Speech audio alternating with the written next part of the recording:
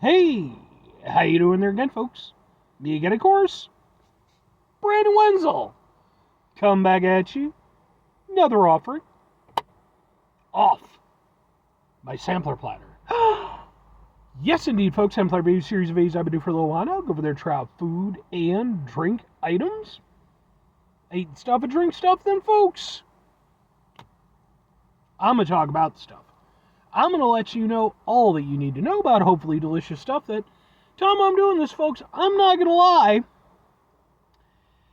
I don't know what to think about this, but I'm eager to try it. But we'll get to that. Folks, it's super simple format. I'm going to go over there and try out food and or drink items for you. Whilst I'm doing so, I'm yammering on about it for a bit. Whilst I'm doing all that, I'm inside my truck. Whilst I'm doing all that, folks, I'm wearing a super cool shirt. Folks, when I wear super cool shirts, I always like to highlight the super cool shirt. What super cool shirt am I wearing for today? Happens to be my Consume the Divide shirt. Yeah, it's a cool design. I like it. If you're unfamiliar with the band Consume the Divide, they are a local, long-running metal band. I actually ran into these guys years ago, like back in my 20s. They were opening up for the band Mushroomhead, and I kind of took note of them at the time.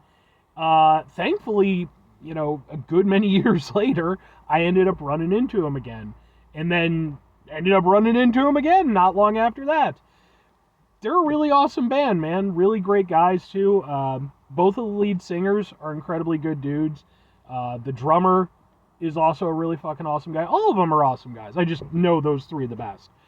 But they're a really awesome band. I've actually seen them perform live a few times now, and I do have videos of some of those performances I've attended. Those videos are on my channel in case maybe you want to check them out. If nothing else, I'd be more than happy to point you in the right direction as far as the music is concerned because I think they're fucking awesome. But anyway, what am I trying for you today, folks? What are we doing here? Why am I about this? Well, because it's one of my favorite things, but in a capacity that I don't know I'm going to like. Because, folks, I'm going to be reviewing, boom, protein root beer. Alright. So, I'm guessing it's from Don't Quit. Is that the name of the company? Manufacturer. Yeah, Don't Quit. So, okay. Company is Don't Quit. This is their protein soda root beer flavor. 15 grams of protein, 0 sugar. Okay. Now, folks, I love root beer. If you watch the channel, you already know that. I, in fact, have an entire playlist called Root Beer Reviews, which is for just root beer reviews. This review will end up on there, regardless of whether or not I like this. Let's find out together. Let's get a thing for the thing. It looks like this, and we'll go, ha ha ha ha ha! Protein root beer, eh?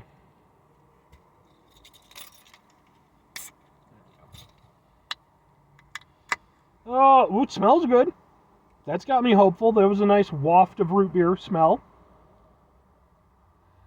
There's definitely like a strong aniseedy smell, so that could be good or bad. Let's give it a go.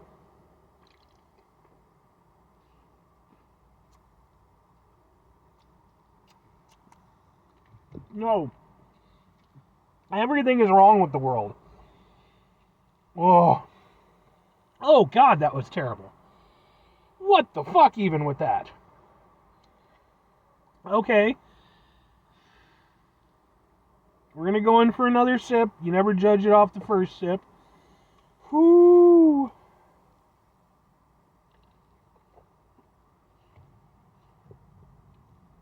Okay. Nope. That was slightly more manageable, but not by a lot. Okay. This is awful. Like, awful, awful. The initial hit isn't bad. It actually tastes like an okay tasting root beer. Like, it would never be anything I'd consider spectacular, but at the very least, the initial hit is kind of nice. It definitely is very sort of aniseedy first. Almost like sort of a black licorice kind of flavor, which I personally don't mind. I actually like licorice and aniseed and stuff like that. So, for me, I don't have a huge problem with that. But what I have learned from reviewing these sort of alternative sodas. In fact, I did an entire alternative root beer special episode, so if you want, you can go watch that one. Oh, man. Some of them really like to go over there and amp up that aniseed flavor, that sort of black licorice flavor, to kind of cover up the fact that it's an alternative soda. It's not using sugar. I'm guessing it's probably sucralose. Sucralose or stevia would be my guess. Let's find out together. Sucralose. There it is. Oh, and they got the mushroom extract too. Okay. Yeah, all right. So yeah, they use that to sort of mask some of the alternative aspects of it, which, okay, fine. But they tend to overdo it, which this definitely does. It's definitely way too pungent. But then after that is where it really gets gnarly for me. It takes on like a tanginess, and it's just vile.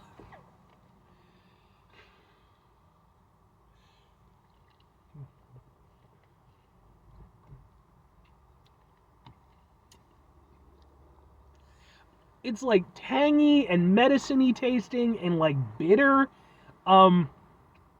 It's a lot of not good things. Now here's the thing.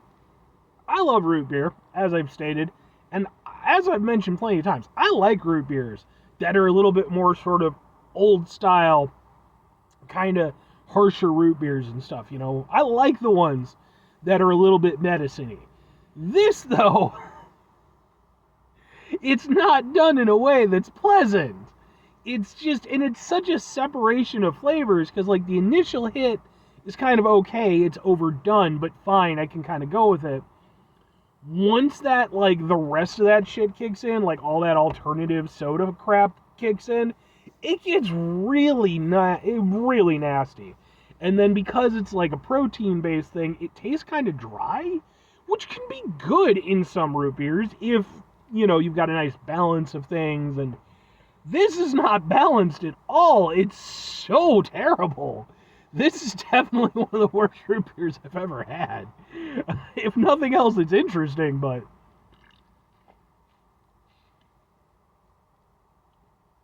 No. Why?